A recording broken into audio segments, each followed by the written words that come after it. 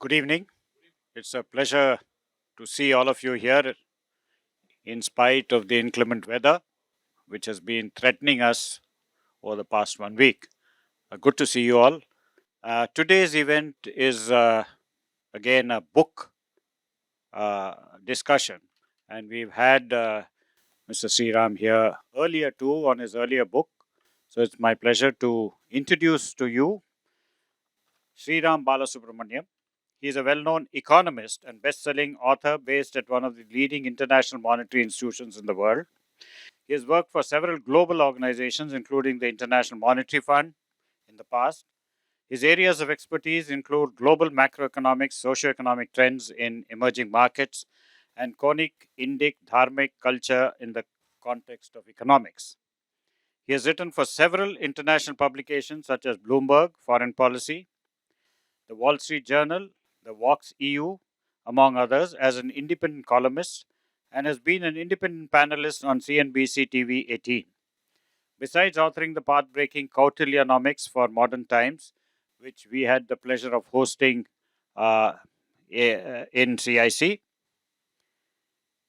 he has authored two other books: Jamba, the Joint Family, shortlisted for the third annual IAAC Literary Festival organized by the Indo-American Arts Council, and The Wizards, which has been featured in various publications, including The Hindu.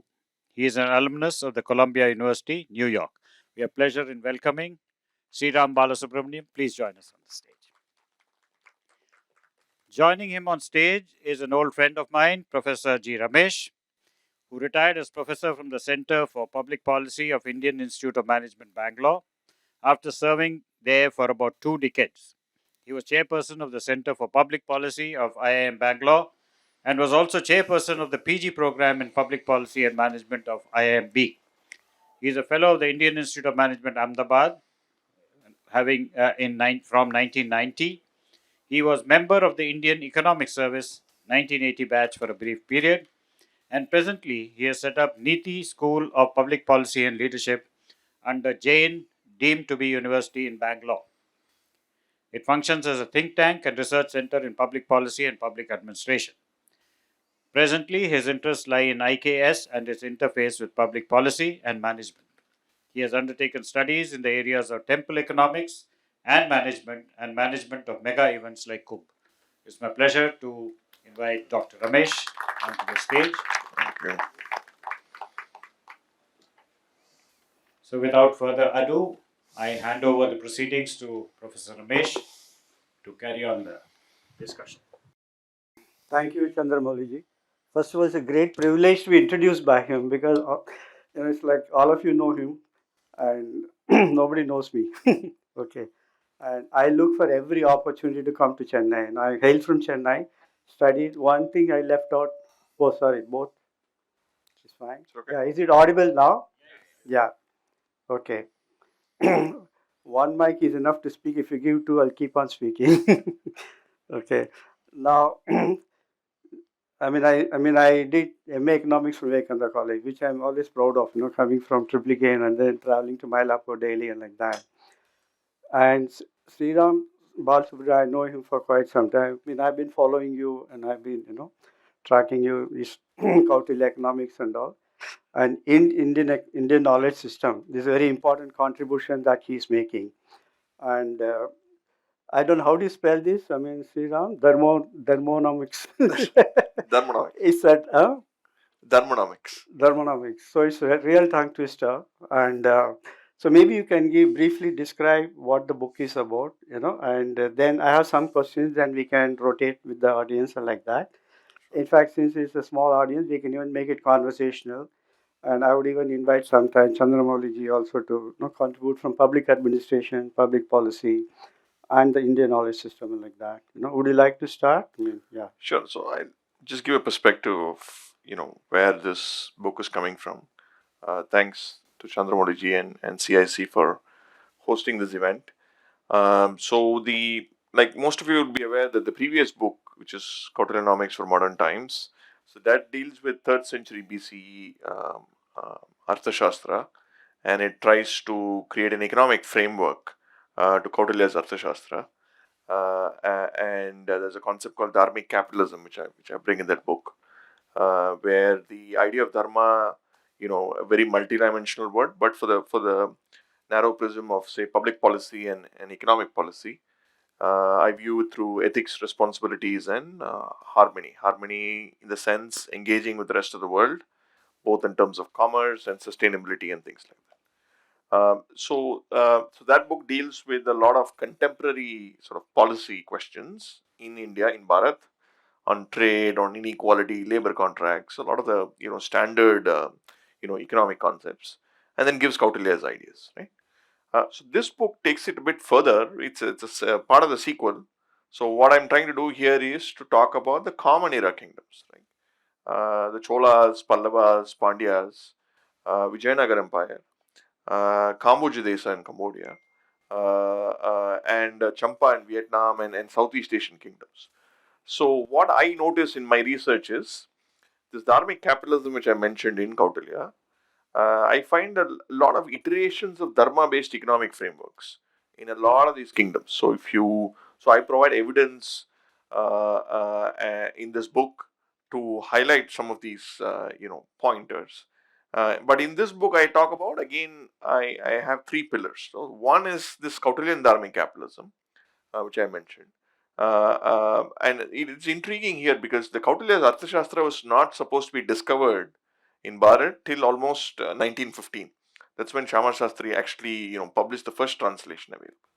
But if you look at a lot of inscriptions, a lot of the inscriptions in Cambodia, in Vietnam, has mentions of the Arthashastra as not just a general mention, but you find them talking about the Arthashastra as a text for governance, as a text for political economy and things like that. Which means that either through word of mouth, through common people, this has gone all these places, or the text itself has been in these places. Yeah. So that was something fascinating. So one part of this is this Kautilyan Dharmic capitalism, which I talk about. The second part of it is what I define as the Dharmic ecosystem, which is basically large part of it is the temple-based economies, of which you've done a lot of work, sir.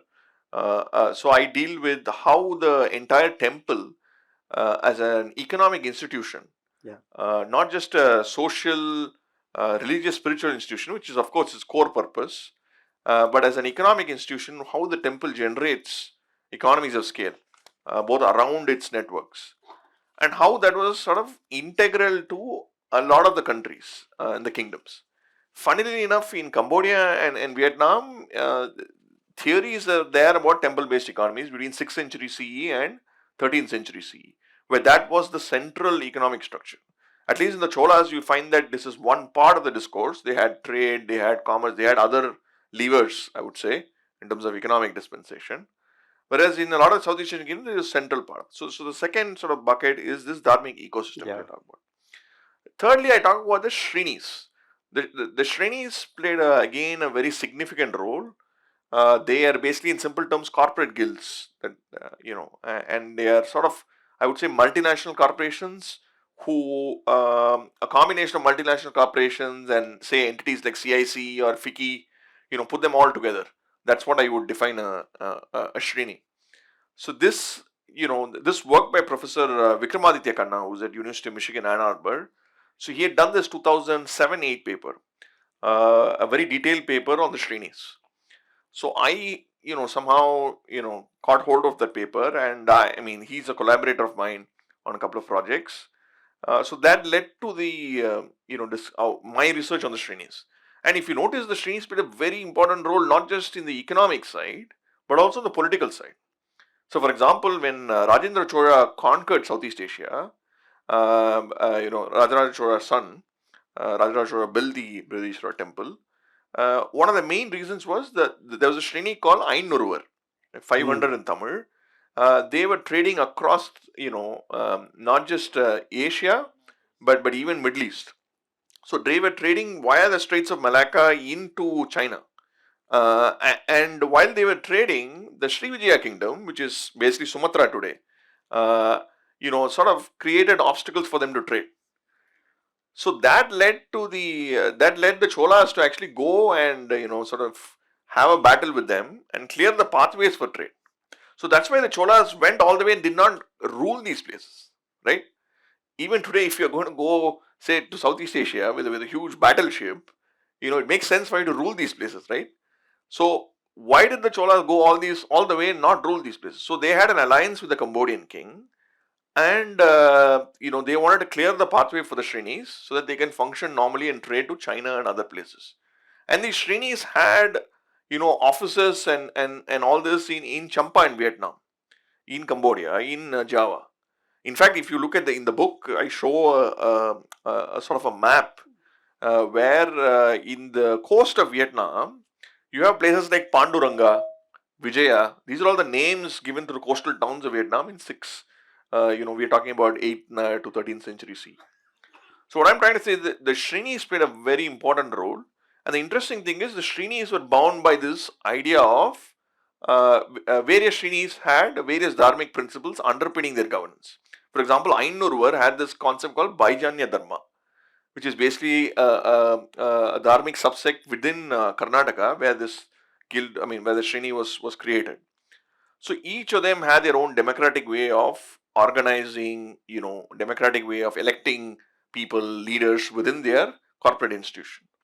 So this forms the third bucket. So what I show is in all these kingdoms, there are various iterations. For example, the Cholas used the trading ports as transient ports. Something like, let's take Singapore, right, for example. Most of the trade, in the Straits of Malacca goes via Singapore, but Singapore itself doesn't trade much with these entities, right?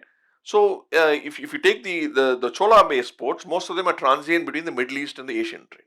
Whereas the Pandya ports were more, trade in terms of products because they had a much more, topographical sort of, they were producing a lot more material. So within these, there are a lot of nuances. So for example, in Vijayanagar Empire, there was a lot of focus on the temple as a redistributive institution, which I again mentioned, which we'll probably discuss later.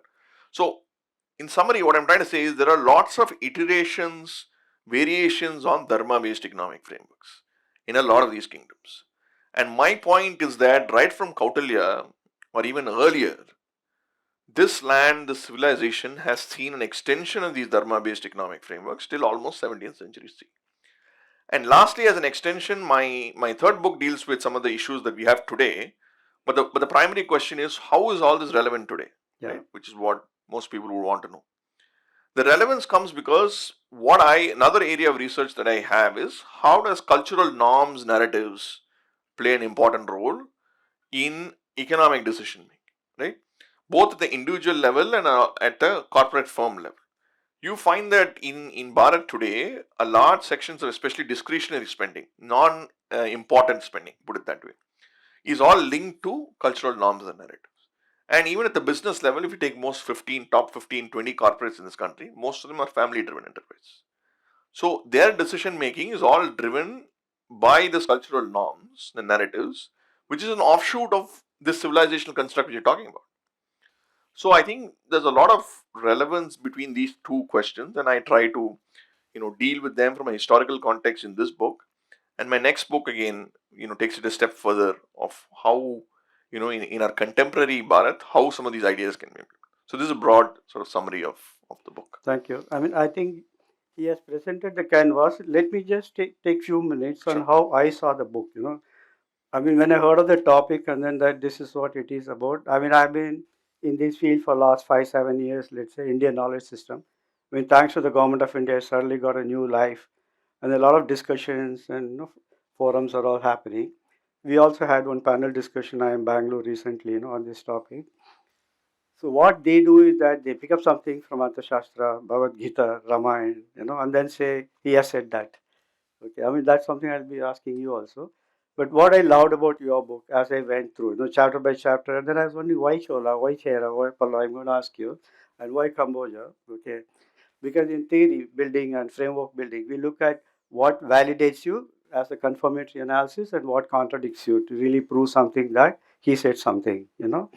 So did you look at really as a confirmatory or validatory, or contradictory? The example that you took. So what he has done is that, of course, we can reasonably characterize dharma into some dimensions. Okay, that he has put it like a table. Being coming from a management background and public policy background, he has sort of structured it, let's say. Then he has stitched it with the economic system, the way it is, no? And what is dharmic and how do you really relate to the dharmic aspect under the aspects of the economics? Okay. So there I would say that probably you're placing Sreni as the centrality of the whole theory building. Okay. Which really appealed to me because what happens is that when we start even learning economics, we started microeconomics. Okay. And they've started the theory of firm. So what you're really dealing with is the firm ecology, we call it industry ecology. How, so he has talked about agriculture, he has talked about manufacturing, and there are some trades and how the ecosystem overall works. I mean, imagine we are talking about 1,000 years back, 1,500 years back, and then hundreds of years back. I always used to wonder, was it so complex that we need all these theory building and there's such a complex principles to govern those systems? Ultimately, what do our archaeologists find? Some pottery, some inscriptions like that. But if you look at all this literature and what they have been speaking, I mean, you wonder whether they have been managing any Fortune 500 company, or was it a big guild like Kiritsu in Japan? They do that. So, I mean, was it so complex that you needed a holding company? Okay, and then you had all this structure to really man. I mean, he has really described all the structures like that. Second thing which really I would say, I mean, that runs through a chapter is the temple management. When I looked at the various kingdoms, dynasties, not the dynasties that you all know of, but these are the dynasties that, I mean, which were in the ancient and history like that. Okay. Now there again, I mean, I do work in that, and it did appeal to me, that can be the centrality, but Chandramouli ji, if you look at both the Sreni and especially the temple economics, what appeals to me is that when I go to, let's say, Chidambaram, it looks to me like I used to go to the Syracuse University. The whole town is built around the university, and you have an international airport. There are 6 Walmarts, okay, and then you have an Amtrak railway station, but entire township is built around that. Exactly, our temples are like that. Probably they were the center of the civilization. If you look at Sri Rangam is a classic example. How you had layers and layers of urbanization built around that, which we are discussing before our talk and like that. So that way, temples again is really a beautiful ecosystem that you have described. I mean, and then of course the administrative ecosystem also you have described. Like, so when you have all that, I was also looking at, okay, he has spoken about this temples, he has spoken about this Srenis as a corporate. How do these relate to the society? How do those relate to the government? That's the next aspect. Government as a regulator, as maybe arm's length or hands off or hands on and things like that. So these things really runs through it, and there are specific instances. Imagine they talk about value chain of those days. I can really write a paper on one aspect that you talked about, and then link it up with value chain analysis of this industry. Can you imagine now we have a Tirupur ecosystem, let's say for hosiery, but they had an ecosystem for jewelry. They had an ecosystem for agri products like that. And he has listed out. And another beauty of what you have written is, I mean, I really strongly recommend this, is that I mean, each trade has got a community and a name and like that for the person, and there's a way of marking them. And in the same way in the temple management also.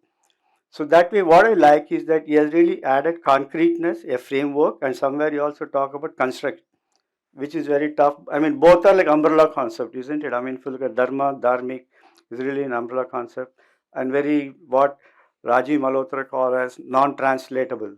If you really see, and some of you, the challenge for us, which will really appeal to researcher, is if you can dimensionalize it, construct it, and framework it.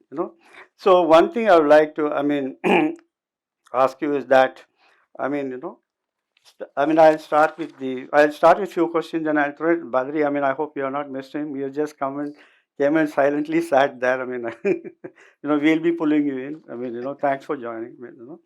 And to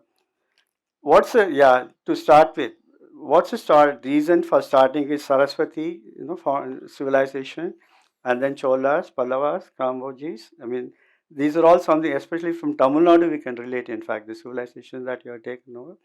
And what was the commonalities you found across civilization? See, Saraswati Sindhu civilization is a hot topic, right? I mean, Badri is here.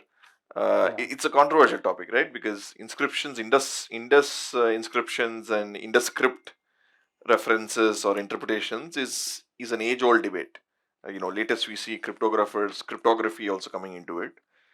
But what I liked about Professor Kalyan Raman is who's done his way of analyzing this in the script is he spent almost 30 years working on this subject. His analysis is that the entire inscriptions or the interpretations has a commercial economic background, and that's where he makes his interpretation. But what I liked about or what I felt comfortable while mentioning the chapter, because there's a lot of specific instances of dharma-based commercial entities which I try to showcase in this book. So that was sort of a novelty which I thought I should bring. And another reason for these kingdoms is because one of my sort of triggers of my previous book was also this notion of how economic prosperity was there in this place thousands of years back. So, which means if you want to build, say, a temple like Brihadisvara temple, which is still difficult to replicate, if you give any architect, let's say Chandramouli sir has someone who can build a temple, right? Even if you replicate it today, I think it'll be a challenge for people to replicate the same temple, right? Which means with all the nuances and the intricacies that we're talking about, which means that we often dismiss all this past civilization as because of population, because of the number of people that they had, and that's why they were prosperous. And I beg to differ. I think there had to be some level of a sophisticated thinking to facilitate such architectural marvels. So that led to my one of my previous works, and obviously some of these southern kingdoms that I noticed, especially in the Common Era, because my focus after 3rd century BCE was to extend this to the Common Era and 17th century CE. So that's where I found these Dharma-based evidences more and more seen in southern kingdoms. I didn't probably I am there could be another book on how the northern kingdoms were, but because of the fact that the southern kingdoms did not have as much sort of invasions and things like that, I think that the presence of evidence was a bit more available in the southern kingdoms, and of course this extension with Cambodia. I think this is an important point. So about 10 years back, or even 40, I would say 12 years back, where the seeds of this was sought by Dr. Nagaswamy, late Dr. Nagaswamy. So I was interacting with Dr. Nagaswamy and on this subject, and he was telling me at that time that in Cambodia, every village had a Shivan temple at one point. So when what he used to tell me is when you go to Cambodia, you will see randomly shivlingas which is just along in villages where they just left adorned. So that triggered me. I spent about 6-7 months working on Cambodia at that time itself. So what happened is that led me to give me an exposure to the Southeast Asian part. So when I went to Cambodia, I actually spent a couple of weeks there. You could actually see what he was saying, right? Even when you go to the Angkor Wat, the entire temple. See, that's the difference between what I also sort of nudge a bit more is the functionality of the temple, right? In Tamil Nadu today, we have functional temples, right, which goes through the same agama process or the ritual process and things like that, right? Whereas in Cambodia, you're having temples now which are non-functional, which means when you go to Angkor Wat, it's just a architectural place, and you'll find that even in Narayana's face, they would have juxtaposed Buddha's face over it. Okay, so what I'm trying to say is it is a non-functional temple. So it's important because in much of the decline in Cambodia happened when the functionality of the temple was lost post 13th century CE, and the temple ecosystem dithered away. So these are nuances that I found in Cambodia and in Vietnam. And then more recently, for example, in Siam in Thailand, there is a city called Ayutthaya, which is again was inspired by Ayodhya, and I mentioned about a small chapter there. So I think the reason for choosing these kingdoms is both organic, that the evidence led there, one part of it, and also because of prior exposure and where a lot of these ideas came together. So I really see it like a case study. If you want to prove a point, what cases would you really choose? And I think this fitted with you very well. And even in terms of evidences, isn't it? I mean, one point, I mean, probably a softer point and a side point I can make is that you said they invaded or conquered or whatever word you would like to use for Cambodia, but they didn't stay put or they didn't try to influence or like that. But we did exert a soft power there. Okay, and that's where all these, you see the evidence of Shivling and then the temple. Yeah. Yeah, and just one point is that, Yeah. right? See, this is not juxtaposing a theory that one has before and then putting it. Rather, it's organic the other way. For example, right, in my previous book, I don't deal with this issue of the Dharmic ecosystem itself. Yeah. Because Kautilya's Arthashastra is completely religion agnostic. Okay, it mentions about, Kautilya refers Brihaspati, he talks about Shukracharya, he talks about Trayi, he talks about all these things. But when you look at the text, it doesn't make any references to temples, it doesn't make any references to religion. It's like how probably a Delhi-based bureaucrat would write a policy prescription today, right? In a secular sort of, country. Very careful not to mention any of these things, right? But when you look at Kautilya's Arthashastra, that's how it is. It is completely religion agnostic.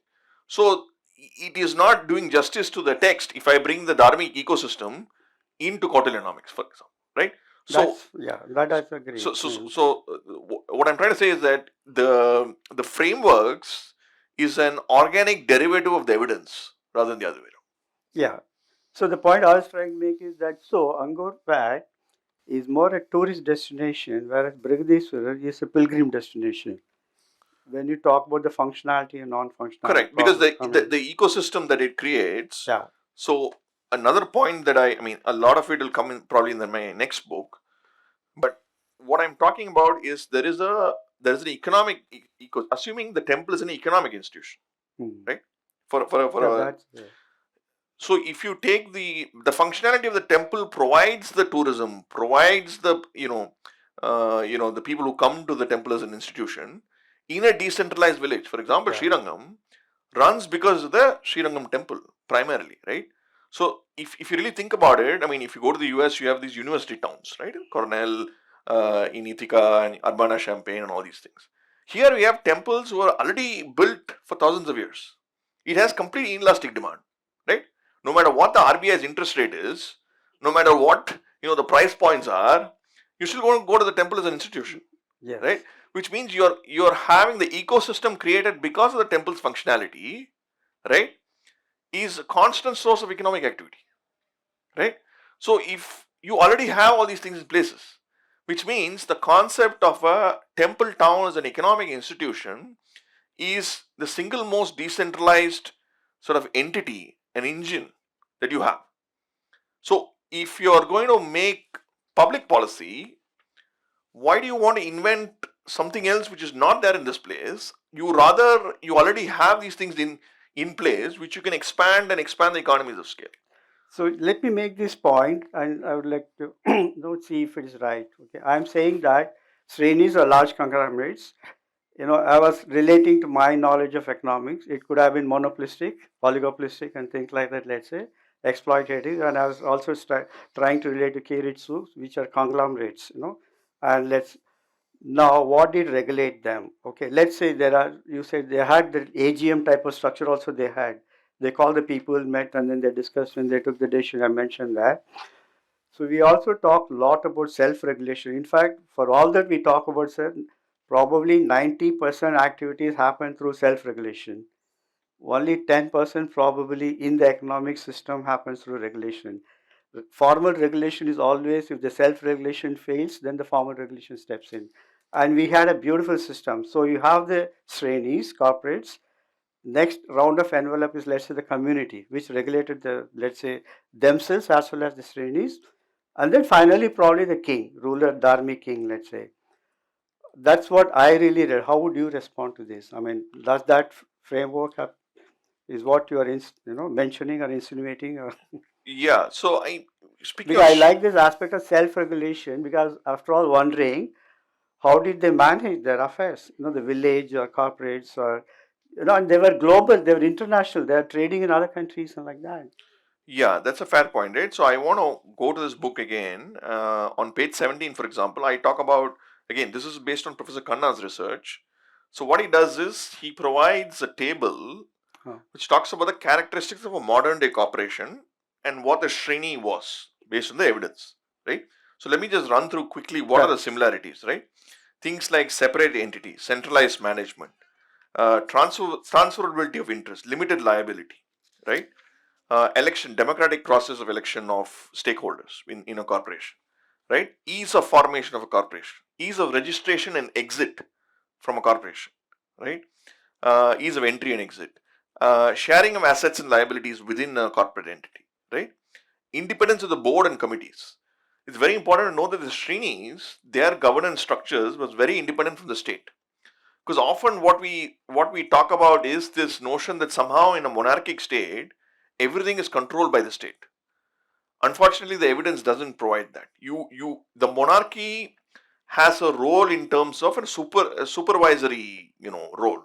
I mean, they did have land, they had property, they had their own sort of, wealth ecosystem, but they did not rule all parts of the land. Everything did not belong to them. There were lots of private land, there were lots of private entities were also there. So, for example, this entire notion of the Shrinis being independent away from the state is a very important, I think, contribution also. Another thing is voting regulations, right? We talk about democracy and somehow it's a post-French Revolution phenomenon that, this is again further from the truth. The Uttarameru inscriptions clearly, give you evidence of a democratic process which is beyond any other filters that you see. And I provide some evidence for that also in this book. And lastly, on transparency and disclosure of conflict of interest. That again in Srini's there is a explicit mention of that. And interestingly enough, most of the Srinis are very egalitarian. They had people across caste, creed, who were part of the Srinis, including people from different nationalities.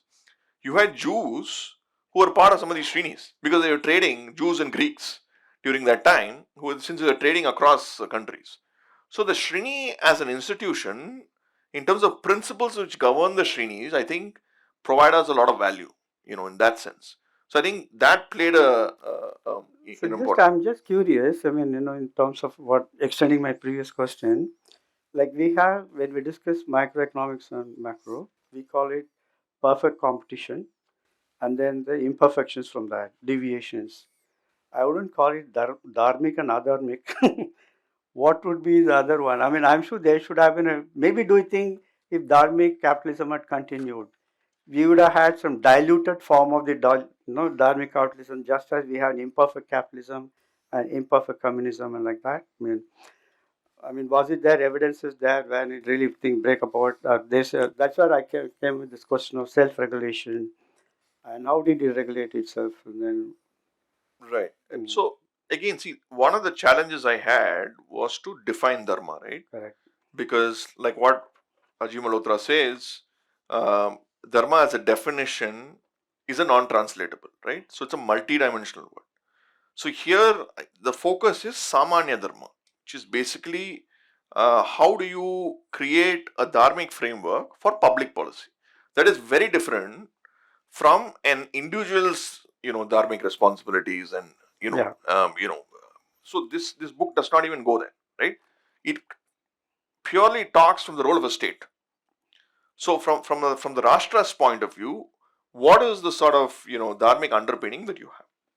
So the foundational difference in all these kingdoms is that the role of dharma plays. There's a binary between the state and the market that you mentioned, right? In contemporary economics and policy, there's a state which sort of governs, it regulates, it taxes, it does all these things, and then there's a market, there's a competitive marketplace. So the role of dharma plays a role beyond the binary. The dharma tries to regulate the state, tries to regulate the market as well. So in that sense, the notion that I see in the evidence is that this plays a sort of a supervisory role, and that helps sort of to make an autopilot of it makes policy making far more effective is what I'm seeing. At least that's what the evidence is sort of a overriding principle probably which governs all actions like that. Maybe we can just open out. Yes, Badri. Yeah, Badri, please join. Sure. Sure. No, we want to pin you down. Come. I mean,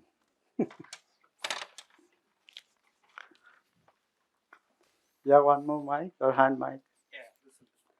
But even others, Badri is loud enough, and he's heard a lot more than any of us. I mean,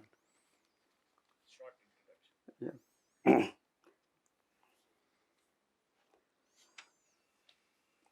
Yeah, I mean, I only know him as an activist. I mean, day to day, I keep tweeting and tweeting, liking him, and then retweeting and like that. Yes, he is a man on the ground. I mean, in the area of temple management, more importantly, freeing the temples from the government control.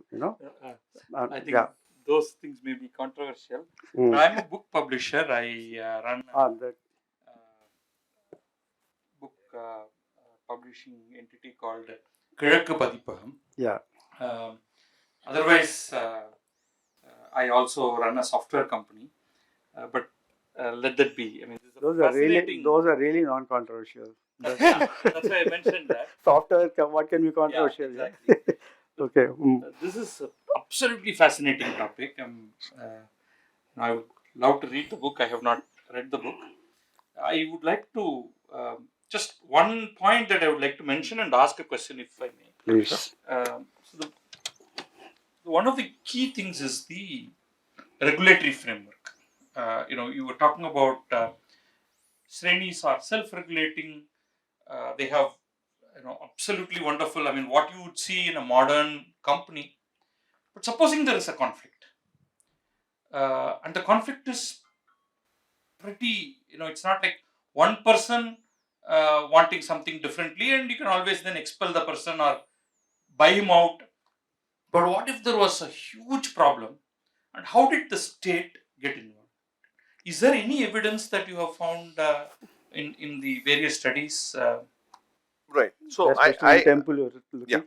Not temple is temple we will certainly talk about. They would all Correct. Sreni. But this is on the Sreni Correct. side. I mean, Yeah, there is an example I give. For example, in one instance where there was a leadership, issue in one of the guilds, where leadership was nominated by the king in that particular area, right? But the Srenis, underpinning their sort of groundswell of people, had some opposition to some of these things, right? So the governance structure of the Srenis is in such a way that they overruled this person, and they had brought about a democratic person who they chose. And just to give you some context of how powerful the Srenis were, right? I mean, we are talking about the Apples and Microsofts of that era, right? Which means they were bigger than even the state in a lot of instances. We are talking about the Cholas, right? Imagine all these smaller, kingdoms. These Ainur would have eaten up all the smaller kingdoms in terms of the reach that they had, because they were dealing with the Greeks, they were dealing with the Chinese, they had offices, in all these places, right? For example, even Kedah, which is Kadaram Konda Cholan, right? That's where Kedah comes, which is in Malaysia. So even in Kedah, they had offshoots of. So what I'm trying to say, they are really big enterprise, right? So they had a sort of a power to do a lot of things which they didn't do, and they also had the power to push back on a lot of things which they did. In terms of an example is how this leadership tussle was happening, right? And one of the reasons why they sort of assuaged the Cholas to go and conquer was because they had a major issue in these places. So answering a question, yes, I think there were instances where there were opposing views within the state, with the monarchy himself, nominated someone else, and they had to oppose, which they did in their own way. They did not go into war. And see, another important aspect is, across common era, all these kings were fighting with each other, right? The Cholas were fighting the Pallavas were fighting with Pandyas. You had Vijayanagar also here, Chalukyas there, but still the economic ecosystem was happening properly. So you had an economic engine which was running, independent of the political environment. I think that's a very important point. So how does that, which means that their principles, their governance, their inspiration were all beyond the contours of the political dispensation. So there had to be something else that connects all this. In fact, one point you are making in this book, sorry, I mean, is that, why did he go to Cambodia? Okay, because it's actually a case of flag following the commerce, actually. I mean, Yeah, in he fact, wanted a protective mechanism. It's not to conquer them really, just to have a maybe clear the path, correct. because the a supportive system there. I mean, yeah, primarily because the real trade was between India and China. The Sri Vijaya and other kingdoms were only rent seekers. correct. They were just, they were intermediaries. controlling the path. That's all. And one point I want to add is, interestingly enough, people movement led this political movement. See, it's a very important point. One of the, I showcase again here, where one of the theories of how Hindu kingdoms came to Cambodia is post Funan era, I'm talking about 5th century CE, is through a Vedic Brahmin from Kanchipuram called Kautilyan, who was also a trader. Yeah. So this Kautilya supposedly travels all the way till Cambodia. He falls in love with the local queen Soma. They mate, and then they have a progeny, and that created the creation of this kingdom. This is one of the theories, right? So let's assume this one theory to be true. But then he's no longer a Sreni. Then once he moves into that. Correct. But what I'm trying to say is there are common people who are doing this, and on top of it, let's take more contemporary, right? Let's take the Kanchipuram Vadarajaswamy temple, right? In 7th century CE, Nandivarman II, who actually really expanded the temple and made it one of the biggest Pallava rulers, he was born in Champa in Vietnam. I mean, that's one theory again. Okay. That's one theory. Okay. In Cambodia. I mean, he's certainly not from this region. So once there was a huge interruption, they had to go and get him. Correct. So he could have been from that place. Okay. But, yeah, okay. So you agree that they had to, okay, let's agree that they had to travel somewhere else to get him. Okay, okay. It could be to Andhra Desa. Okay. Or it could be to Champa. Okay. Not from that place. Okay, not from that place, right? So what I'm trying to say is there was a lot of, movement, commerce by common people, which actually led these kings to also go to these places, right? Which means common people were driving a lot of these things. I think that's an important point. Sorry. Yeah. So there's one, let's take two major economic activities, right? You're talking about temple and the economic activity around the temple. It's largely a service economy, right? There is some produce that is bought, but it is largely service. But the major activity that the Srenis were doing was selling manufactured goods. Correct. Trading. Correct. So that's why they created huge manufacturing centers, which comes from all the way from the Sindhu Saraswati civilization era. But let's focus on this, right? Now that can exist very well without a temple. Yes. Correct. Right? Somewhere after, or probably there was one disruption during the Islamic invasion of Tamil Nadu region. We are again focusing on the kingdoms that you talked about, and then the Vijayanagar Empire comes up. But somewhere at that time, what we see is that India is not trading with China anymore, because China also is going inward. Right. Any evidence of what was happening to all the manufacturing centers around that time? Because the trading pretty much is sort of squeezed. You can't go and sell to one of your largest markets, which is China, because that's when the Yuan empire stops and the Mings come and they decide not to deal with any outsiders. They just shut everything. So there were many of these manufacturing centers. What happened to them and how did they rearrange themselves? Whether the kings got involved to do something. What happened to the Srenis? Do we have any details? Yeah, that is again an extra area of research which deserves probably a sub thesis itself. But interestingly enough, I think there are two elements. One is what we are talking about in terms of manufacturing, industrial scale manufacturing, right? So, for example, Professor Kautilyan Dharma says that it was in SS period itself. But let's leave that aside. We don't want to go there. Yeah. But let's talk about even in this period, right? There's definitely evidence to suggest that there was industrial scale manufacturing, right?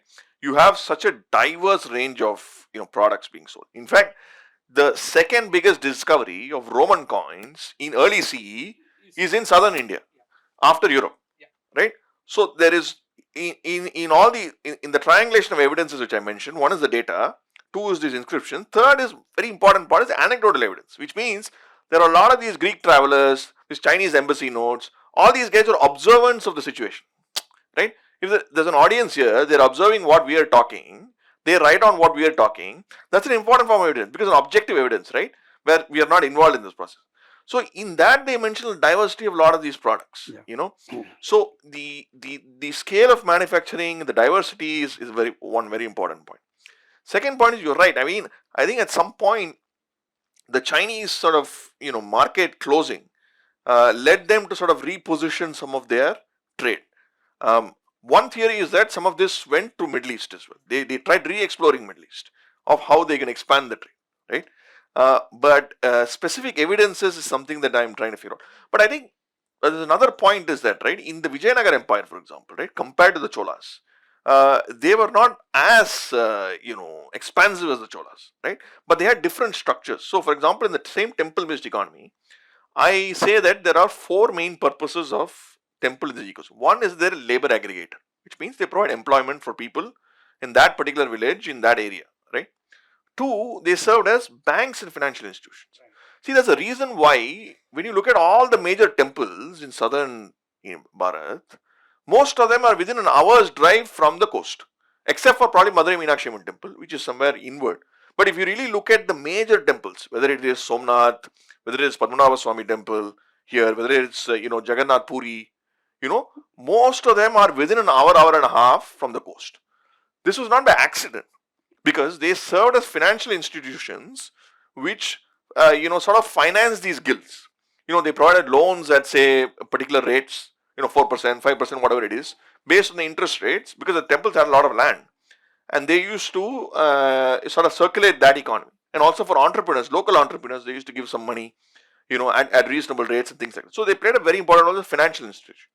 Third important role is, again, this is where Vijayanagar comes in, is the role of a redistributive institution.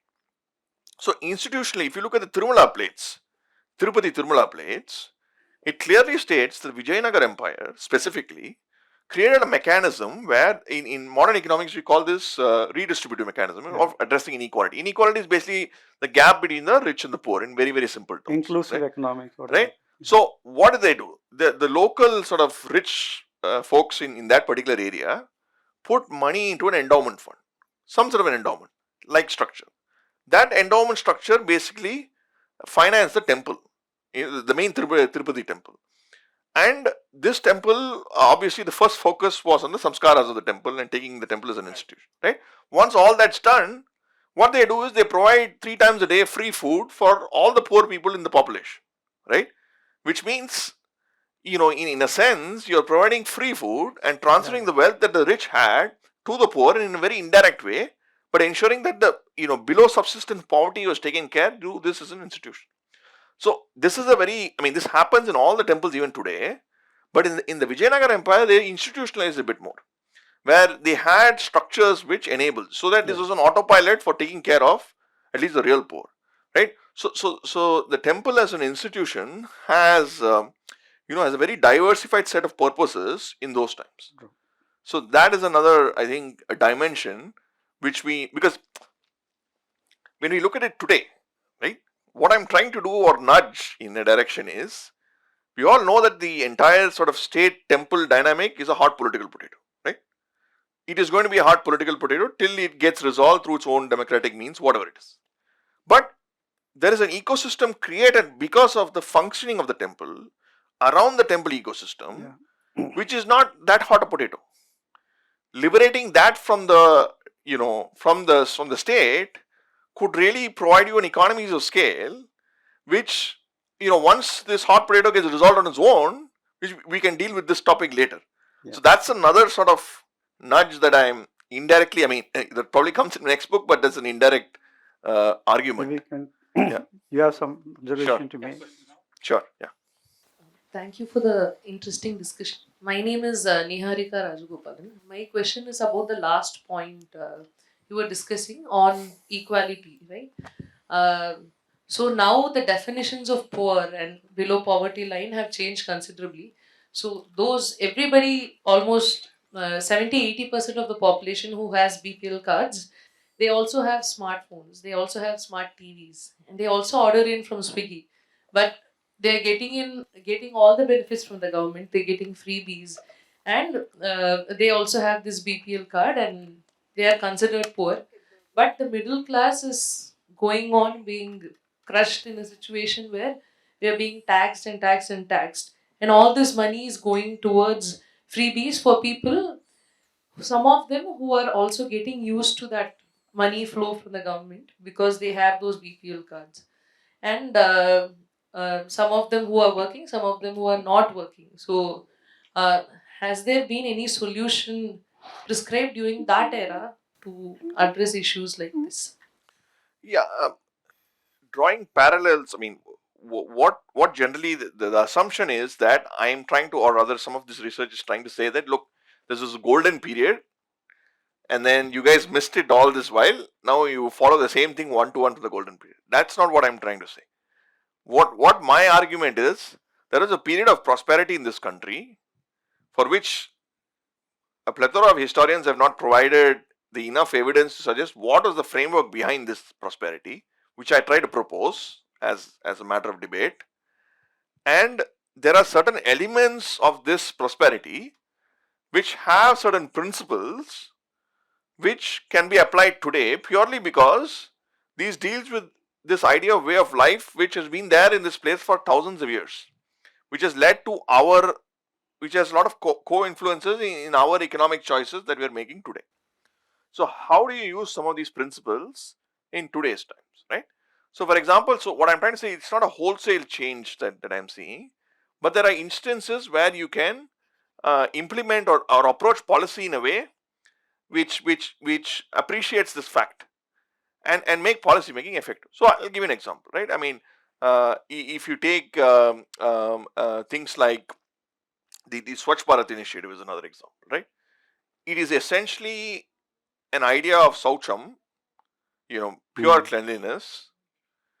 We are all clean mostly in our houses, and you want to transfer that to the environment outside. In very simple terms, right? For your neighborhood to be clean. So all this while, you've been telling people to be clean, but now, for example, through say, a huge scheme done by a popular prime minister who really appeals to this consciousness in a very direct sense, you are able to see, at least in rural areas, quite a transformative change. For example, if we go to my hometown, my dad's hometown, Manargudi, except for the Bazaar Street, which is the main street, most of the other areas are all fairly clean, right? It's not like, it's not filthy by any means. And in most of these places, though there are Swachhata clinics, I think there's a conscious attempt by people to sort of take it along that it's their, sort of dharmic cost to do this. What I'm trying to say is this is a very good example of how an awareness of something like this, and then you create policy which is effective, which is aligned to this, instead of say assuming this would be 80% efficient, you're having it 90-95% efficient in some areas. So that's how I would say, I would approach it. But answering a question, yeah, for middle class related issues, I think in Kautilya's case, he was very smart, right? Because his aim is political dominance, right? So he made sure that the real poor are all taken care and provided with a lot of things that they needed, but in a very targeted. So that's why, for example, his idea of labor contracts, he promotes the idea of labor contract. Why even a daily wage laborer type of person needs to have some understanding of what his job is. So this sort of empowers all these people. So I think there are some ideas in some of these, So let me give one example. Sure, go ahead. I was in Jodhpur, so I was staying in a fort which was like probably Taj Hotel or something like that.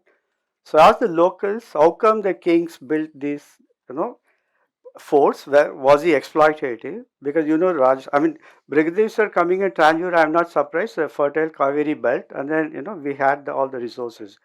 But a fort coming in a place like that, which in fact even Taj cannot build probably today or something. What they told was maybe 16th or 17th century there is a severe drought.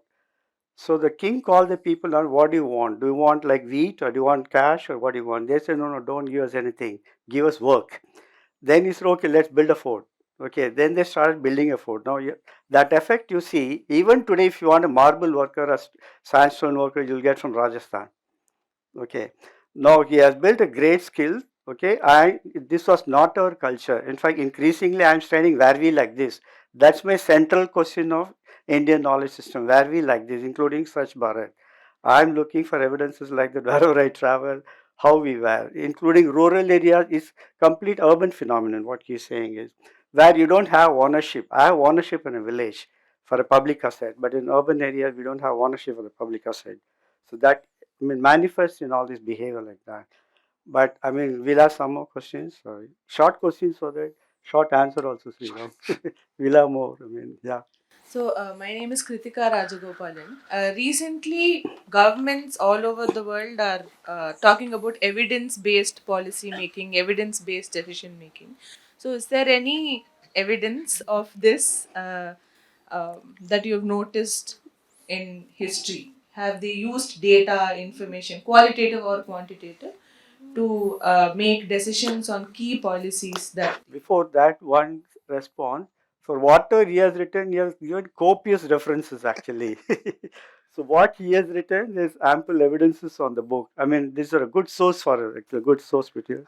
Yeah, please. That is precisely what I'm trying to do, right? I mean, a lot of the things that I'm talking for common non-economist people is common sense, right? For example, in all likelihood, after this discussion, they'll say that, look, most of the things that you said was common sense, right? But this common sense needs to be articulated in a framework because everyone is not aligned to the common sense, right? Because eventually there is a bureaucrat sitting in Delhi or in secretariat here who's going to clear a file that is called policy, which is going to impact you and me, right? So for that particular person, in very practical sense, I'm saying that particular person is agnostic to all these things, right? He or she does not neither have the time nor resources to do it. So you build a set of research based on ideas and frameworks so that you get scholars like Badri sir and Ramesh sir to engage and discuss. So you produce more and more research material.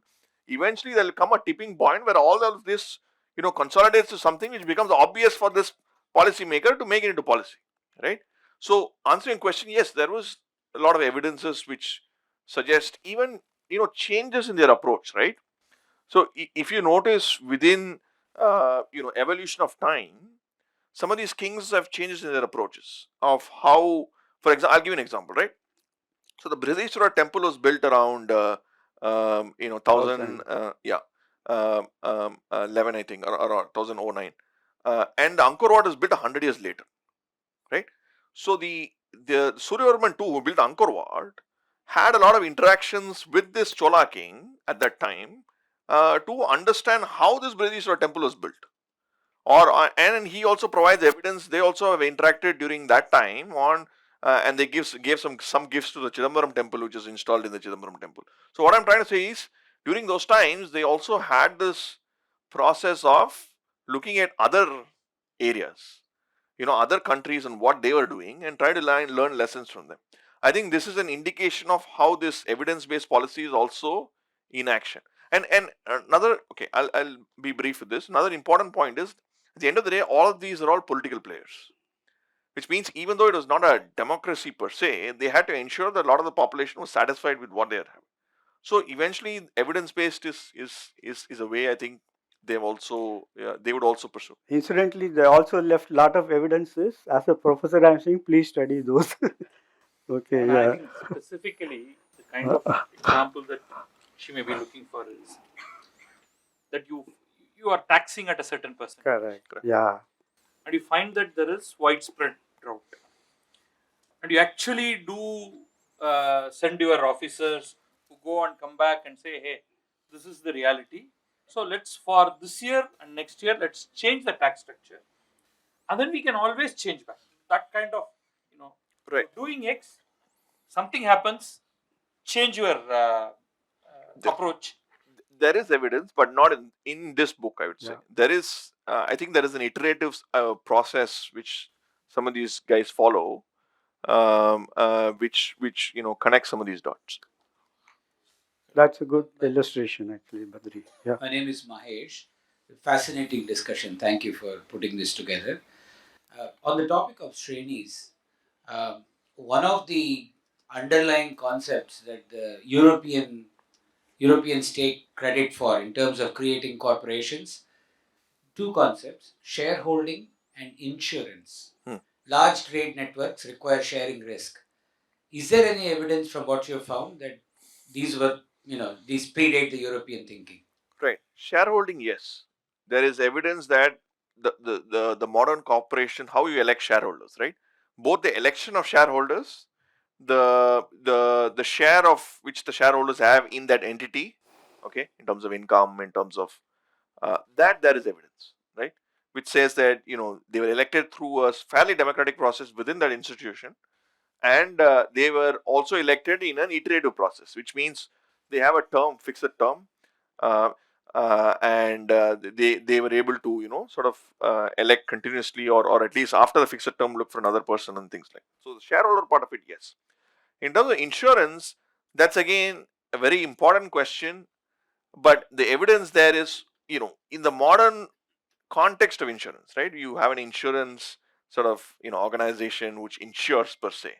uh, Here what you see is that there are a lot of hedges that they have, in the sense, if a particular product say is not coming, right, they have some alternatives which they have put in place as hedges. But whereas as an institution, did they have an insurance sort of agent or an insurance person who hedges the risk?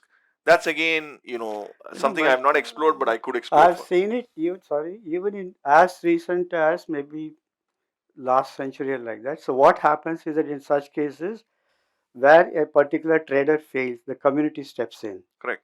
I've seen it in Bombay Stock Exchange. For example, somebody gets in trouble on a particular day, the community steps in and then rescues him because he can take the stock exchange down. Okay.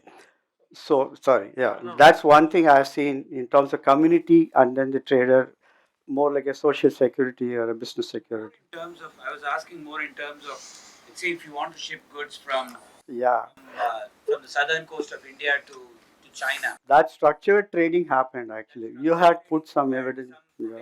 Yeah, yeah, To my knowledge, yeah.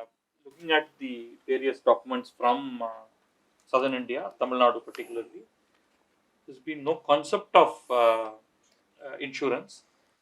The loss is yours, the traders, and the community overall stepped in to Yeah. handle the loss, and their own profits from previous or future trades would cover that. The actuarial science is a very, very, very later concept. Yeah, I would. Not, not certainly indigenous to our. Risk concept may not be new because they would have put a premium pricing on that depending on which ocean you travel. May not be the insurance part. You have a question? Well, namaskar. I am Ramesh. I just wanted to know from the author himself as to whether the level of what was the level of bookkeeping, accounts maintenance, submission, accountability, and auditing kinds of stuff, and who used to vet it at those times in which we were supposed to be prosperous and going gaga. Correct. So, okay, you asked a lot of things in one question, but okay, let's speak accounts, right? So, if you look at the inscriptions, say, let's take the Brihadisvara temple, right? So, when you go to the Brihadisvara temple, there is, in my view, the most important area is the surrounding area where there will be some lights shown because the ASI has put those lights, because that's where all the inscriptions are. And most of it is digitized, by the way. So, if you, all of you can go and Google and you can get your own, perspective. But if you look at those inscriptions, what it basically talks to you is, it is almost like it will be poetic in nature. So it'll say Rajaraja Cholan இவ்வளோ இதுக்கு இவ்வளோ கொடுத்தான், he gave this much money at this interest rate to this person, or this king gave Kundavai gave this much to this thing. So you will have sort of Narrations, account correct, narrations. Let's correct say. account narrations, which is in an indirect form an account of what has happened, right?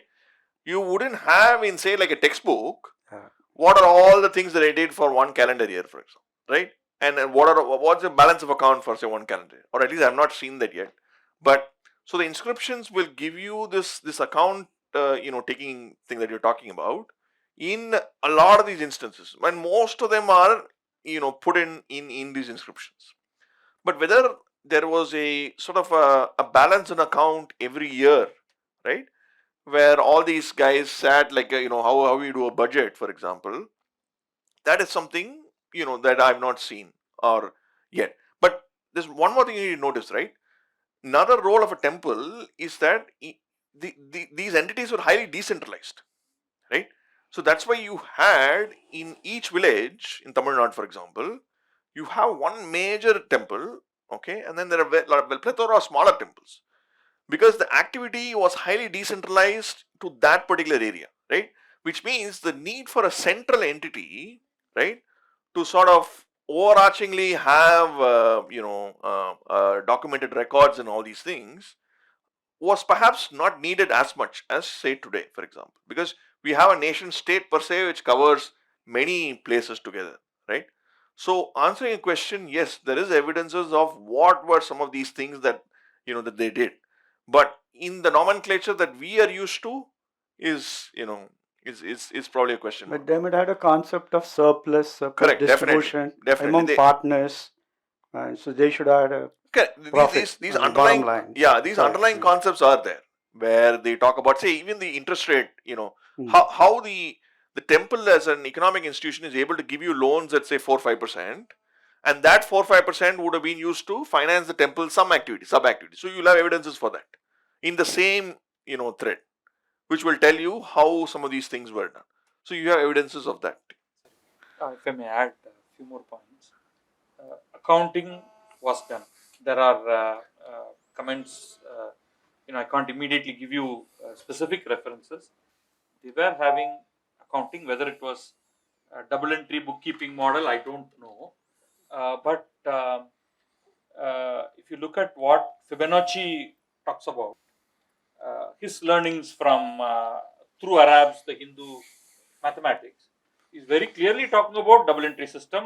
We learned through that process. Okay, but we don't have a inscriptional evidence here that a double entry system was kept.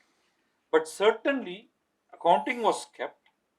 The king was taxing exports very clearly on percentage, a certain percentage on whatever was sent from the port, and they were documented.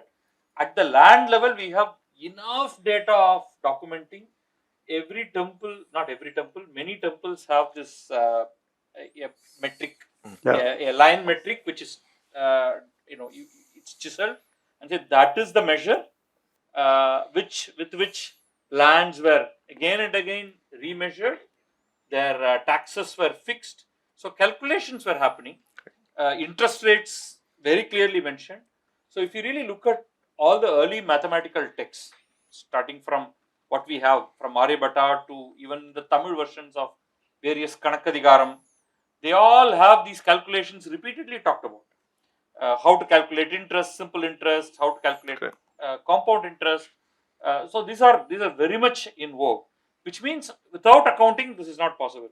Our only problem is that we have got phenomenal data from Sumerian records, the clay tablet records, but we don't have that in our palm leaf because it lives for about what 200, 250, 300 years maximum, after which just goes, cell Bricks. So we don't copy them because it's not literature, it's not your Siddha medicine or an Agama text.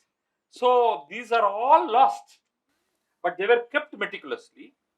They could be inspected. There is a lot of fragmentary things available. The king has access to peruse it. I mean, his officers, because tax evasion was very much in vogue also, and the punishment for that is also there. I mean, king punishing people for evasion is also documented. So there's plenty of data available, but not on a continuous basis. Our problem is that when there is an interruption in the ruling dynasty, immediately there are certain changes, right? And certain things were not kept up, and then there is a colonial interruption where all the systems went away. In fact, there is a very detailed document that Francis White Ellis writes about the land records and the taxation of the land.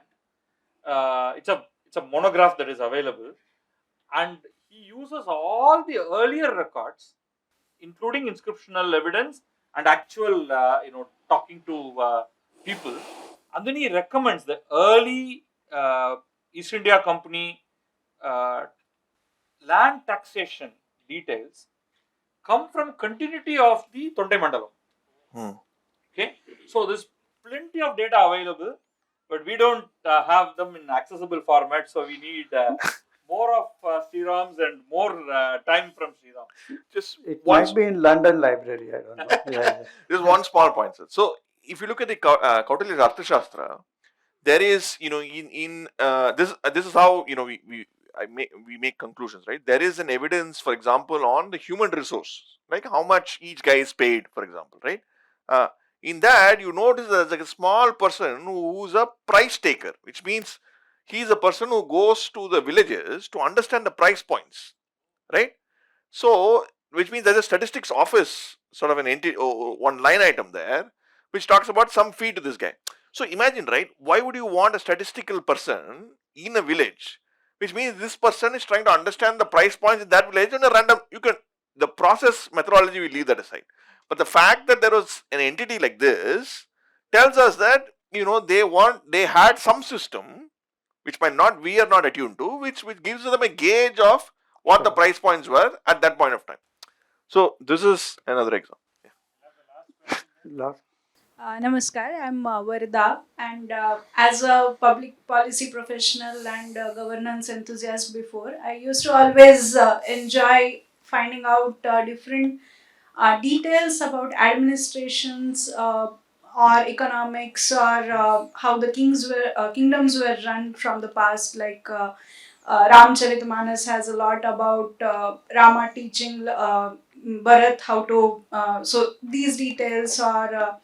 There are Ramdas Swami had given Shivaji Maharaj a lot of details on how to establish an empire.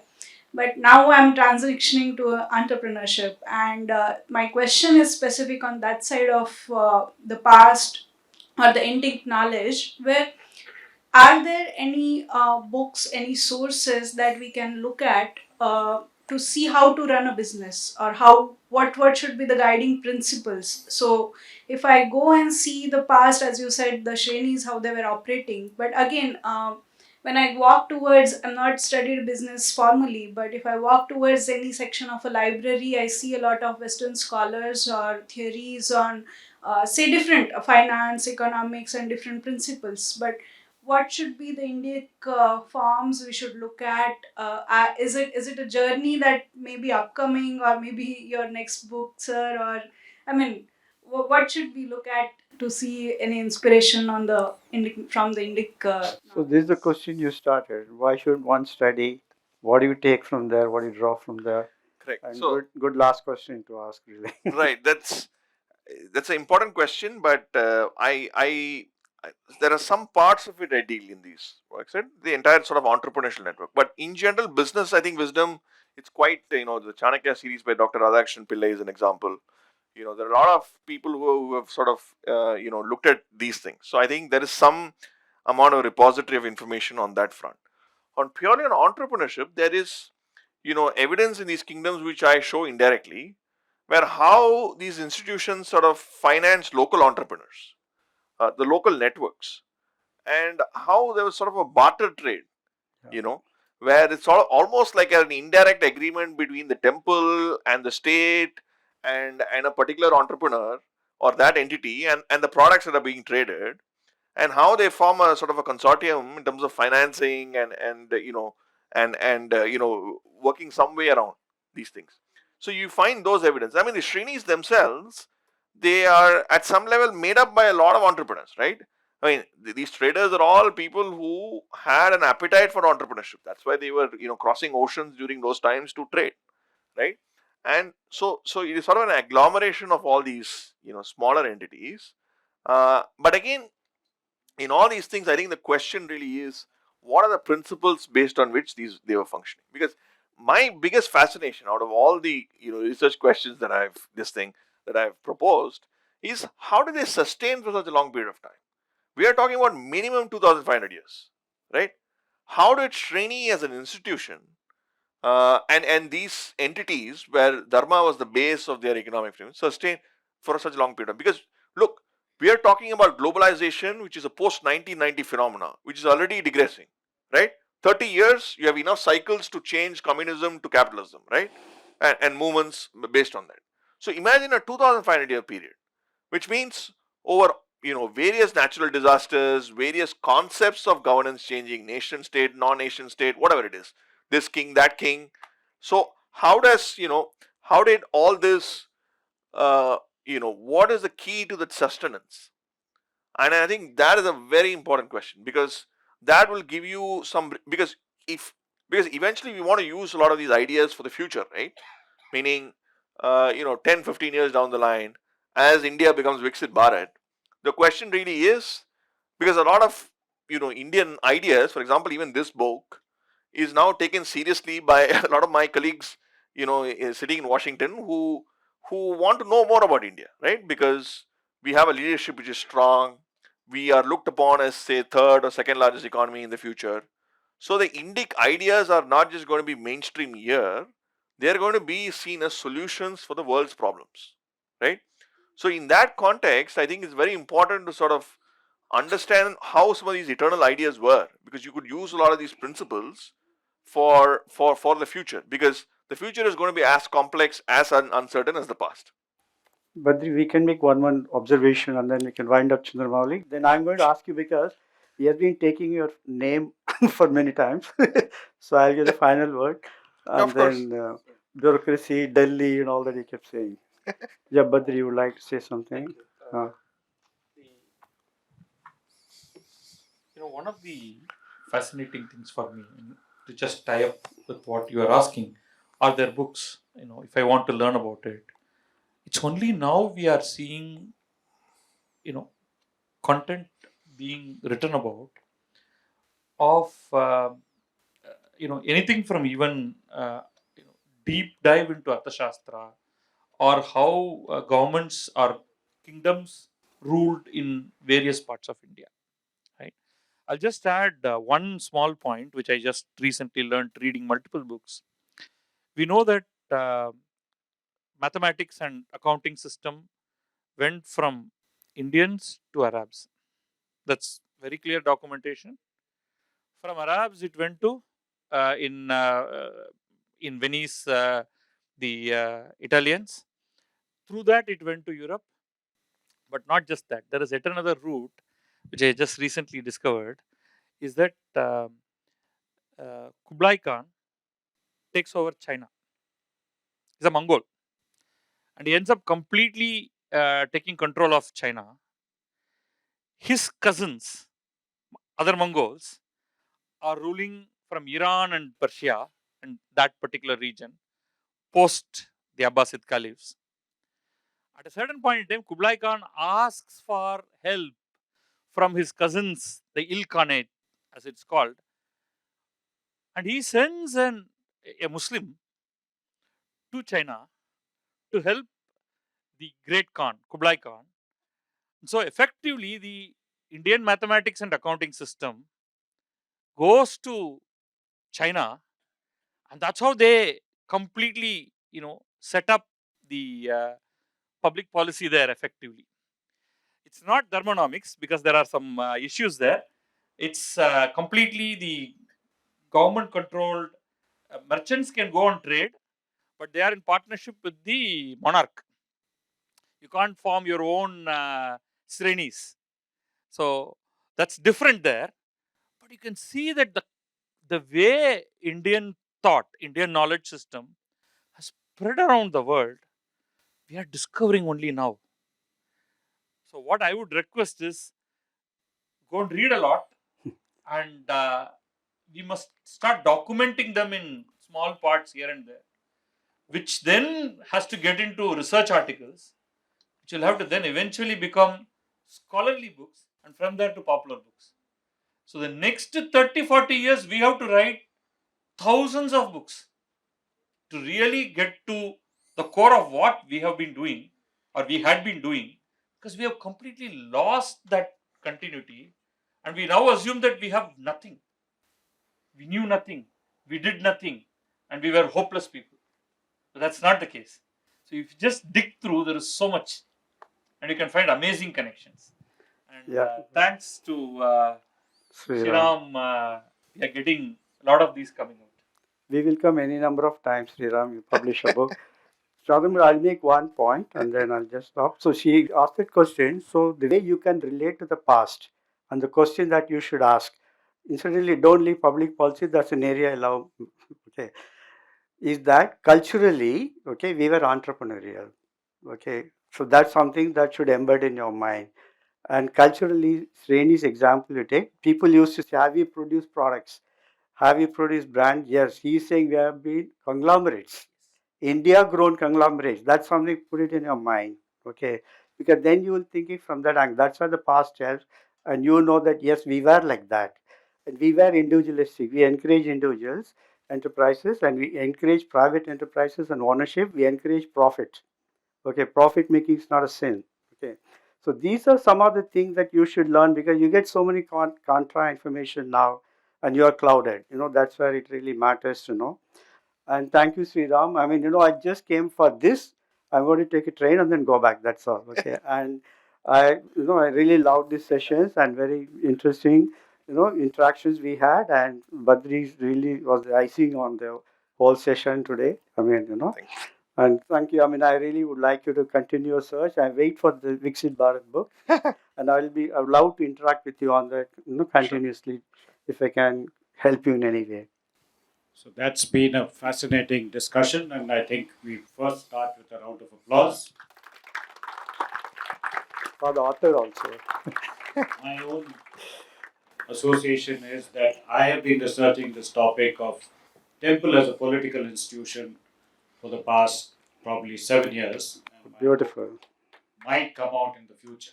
Beautiful. So the basic of governance, somebody asked about public policy governance. Basic of governance, when we moved from the hunting gathering stage to a settled existence, was dharma and danda. These were the two guiding principles which governed governance in India when we settled down to a settled existence. So the king was governed by basically three systems of thought. One was the Dharma Shastras. Second was later on the Kautilya Shastra, Artha Shastra. And third was the Buddhist stream of sutras which came. And therefore, governance was always based on either of these. Either it was a social contract if it was a Buddhist influence, or if it was a Hindu influence, it was the Dharma Shastras. Artha Shastra was purely political and it had a more secular approach to the whole thing. The question which was being asked was about the governance, the self-governance, or whether it was imposed from above. Well, there again, the temple played a very important role. You would have talked about the kachams. The kachams which were actually the various punishments which were actually inscribed on inscriptions. In case you fail to deliver a contract, if you misgovern, there were certain punishments which were laid down and these were inscribed. And the arbiter was the king's representative, and if it went beyond the king's representative, it used to be the king himself. So there was a very big role that the temple played. But what my research shows is that even before these urban concepts like Sreni came in, it was the temple as the largest landowner, as an agrarian corporation, where it came to administer a lot of land. And when it came to administer a lot of land, the surplus was created, and there had to be a system of economics to manage those surpluses. Only later, earlier the trading was only in luxury goods, and it was an urban phenomenon. It was not in basic necessities. But the earliest economics comes from the land, the management of the land, the management of the surpluses of the land. And this is where the economic model starts, and I think that is a very, very fascinating study. I would just like to add that most of this research on our systems has hitherto been by probably the Cambridge University, who used to fund a lot of studies in India. Even the French Institute in Pondicherry does a lot of Indology studies. And you'll be surprised that at one time, the World Resource Center for Agama Shastras was the French Institute. Yeah. Not us, not any of us, but it was the French who used to tell you. And it was most of the Western scholars who used to interpret our own knowledge systems and give us their distorted views of what they understood from our systems. So I'm very glad that now more and more writing is coming out from our own scholars, and we should encourage writers like Sriram. And I would definitely thank you for coming and sharing your knowledge with us. And on behalf of the audience, we would like to thank you. Sure. And we look forward to your next book. We had the pleasure of hosting your first book, Kautilyanomics, also. And we would love to host you again. Sure. Thank you. Professor Ramesh put that academic perspective to the whole discussion. Thank you very much for coming down from Bangalore and moderating the session. And of course, Badri has added, as he said, the icing on the cake on this discussion. Thank you very much. Our next event will be on the 14th and the 13th of December. On the 13th, we will be meeting at the Sishya School in OMR, where we have a lit fest for young adult writing. And this will be followed by 14th, we will have a lit fest where we will have three genres which we will explore. One is fiction, second is non-fiction, and the third would be on translation from Indian languages into English. So these three sessions, they will be held at the Madras School of Economics on the 14th of December. We hope to see all of you there. And we would also be inviting two international speakers there. William Dalrymple will be speaking in the concluding session. And we have a professor from Stanford University, Professor Stephen Kotking, who will be talking to us on international affairs, on the Russian-Ukraine conflict and where India stands in that. We also have an interesting discussion on Iyal Isai Nadagam with representatives from each of these three arts talking to us on this subject. So it will be a very interesting day. I hope to see most of you come there too. This is on the 13th and 14th of December. Thank you very much for being here today.